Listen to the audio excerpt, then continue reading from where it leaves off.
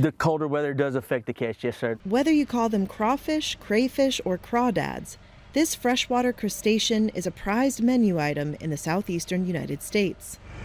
But extreme weather in Texas has made this big part of Cajun cuisine smaller in size. John Reyes, a crawfish farmer in Winnie, Texas, says a rare Arctic cold front that swept through the state last year is impacting his harvest. The colder weather does affect the catch, yes, sir. They're not as active and they're not as hungry. They go into a dormant kind of a phase.